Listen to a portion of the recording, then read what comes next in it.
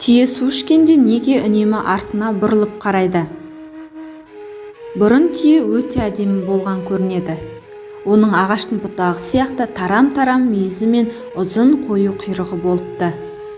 Бірде ол өзенге су ішуге келеді. Су ішіп өзіне өзі қарап сүйсініп тұрады.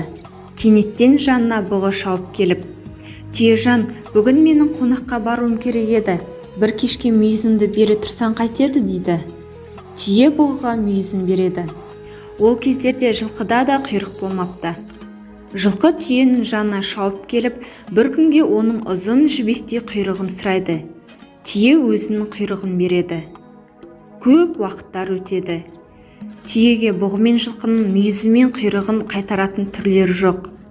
Ол бұғыға борышын еске салған кезде мысқылдап: «Мүйізіңді құйрығың өсіп жерге жеткен кезде қайтарамын» дейді.